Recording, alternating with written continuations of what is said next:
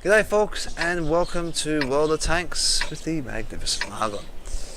Well, today is a very special day. I'm in the process of getting this done as quick as I can because I'm actually meant to be running out my door right now. I had a mix up and didn't hit record on my mic properly, so I'm redoing this very quickly. So yes, it should be very interesting. Now, reasons I'm running off quickly. Blackadder, one of the guys I actually Let's get this do show World on of the Tanks road. with, is actually getting married today. So I'm trying to wrap things up as quick as I can. I was actually meant to have left by now, but I haven't left, and I am just so far behind in things. It's very, very silly of me. I've wasted too much time, but that's okay. That's the way it goes. So, yes, he's getting married. Now, you guys may know that Procrastinate and actually his brother. There is another brother. I'm just going to refer to him as Steve at the moment.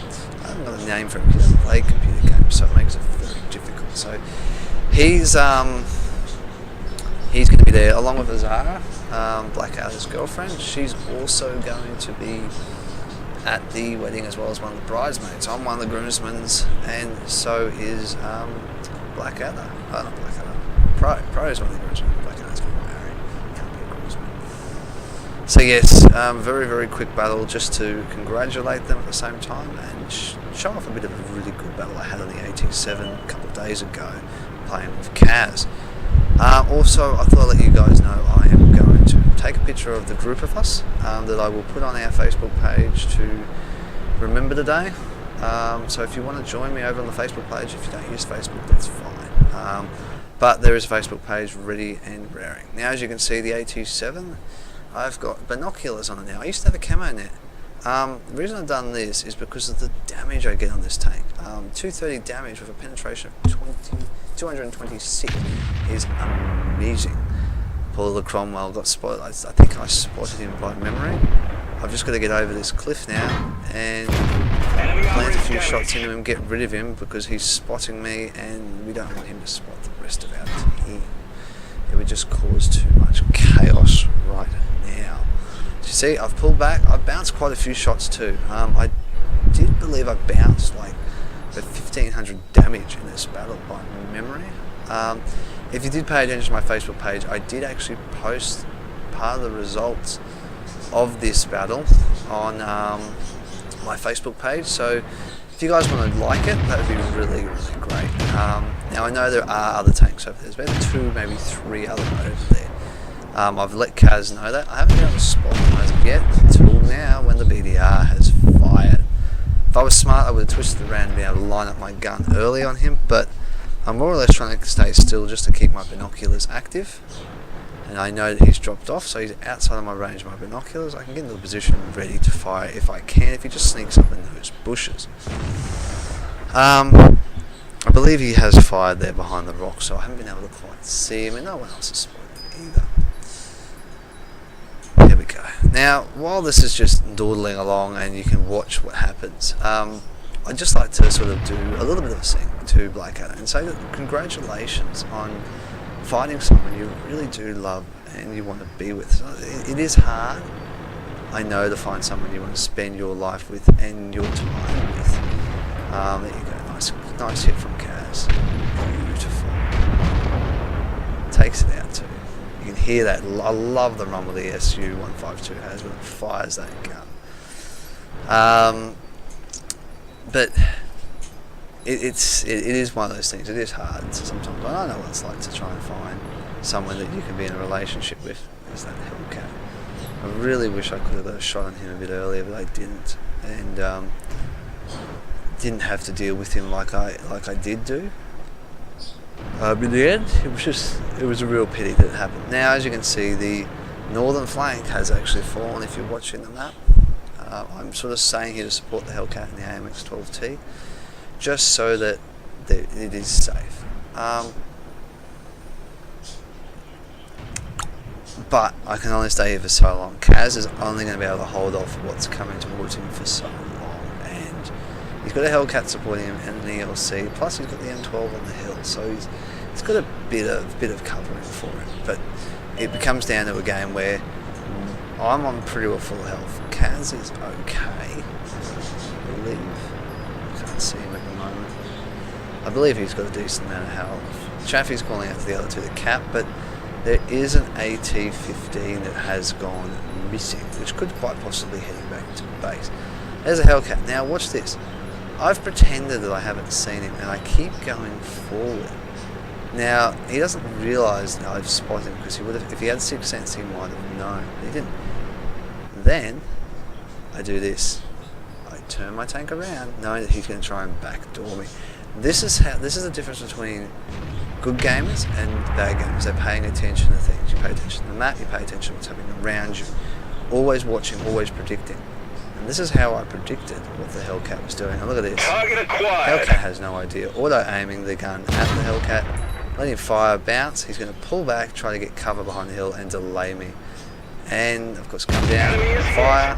We lit that one up good. Slightly adjust my tank, move down a bit further. He's stuck now, his engine's on fire. Finished him off.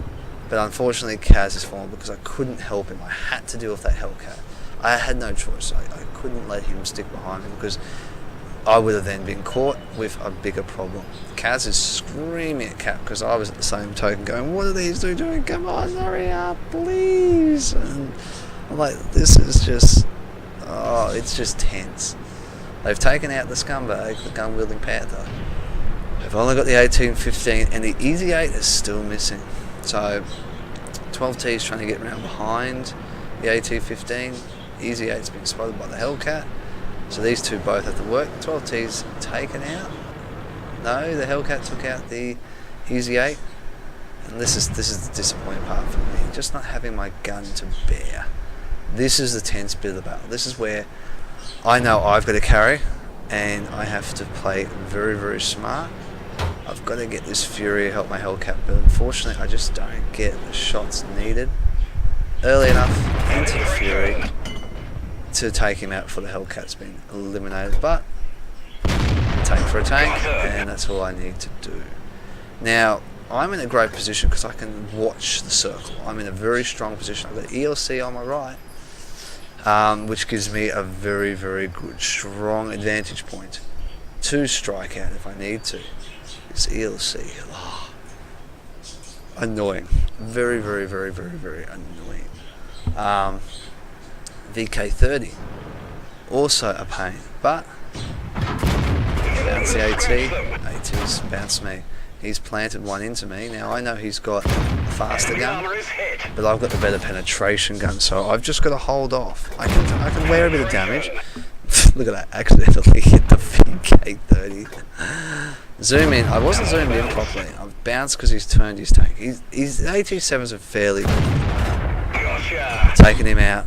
I've got a breathing distance now. He's probably one of the only threats I've got there. ELC thinks he's safe behind there, so I give him a bit of a warning shot. Now I am firing pretty round, just to people who's very well angled. I only had a snippet of him, but it pulls him back and keeps him from capping, allowing the other two the advantage to actually now cap and secure the battle for us. And I'm just sitting here going, are they hurrying up? Okay, it's like, relax, you've got this, dude. Take your time, it's okay. There's not much anyone can do. You've just got to hold off. You've got the ELC with you to help you, and you've got plenty of time and plenty of health, and you're at the right distance. Look at that. I hit him on the move. Brilliant. I line up the shot, and then I'm shooting. Just that was second shot was terrible. Nowhere near well aimed enough. Plant went straight through him, even on full hit points. And it's a bit of a waste using a premium round for this, but to get rid of him, to conceal the victory, basically to keep myself alive now against this ELC AMX, just show the turret off the and do things like that. Now this is what I love, and that's the end of the battle basically. No more damage is traded. Hit the rock there. Pity that one didn't go in. That would have been brilliant if it went in. So ELC comes out for me, and that's it. That's as simple as it gets, guys. Now I know it's a relatively short battle that I'm uploading, but I really am sorry. I'm going to have to do a description probably later. I just don't have time. Screw it. I'll just do a description. It won't take long. and I got to do up a thumbnail for it. Oh gosh. But as I was saying, look, Blackadder, congratulations to you and your bride-to-be. It's a pity I can't go to Indonesia with you for the second wedding, more or less. That would be amazing to watch the ceremony of an Indonesian wedding. Don't stress over everything, just relax. That's the only advice I can give you. It is tough, and it is very much annoying to deal with all this sort of stuff, but don't let everything get to you. Just go with the flow.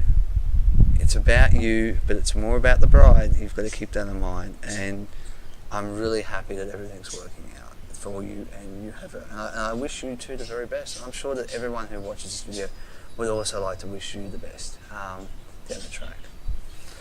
Now, outside that, guys, look, I don't know what else to say.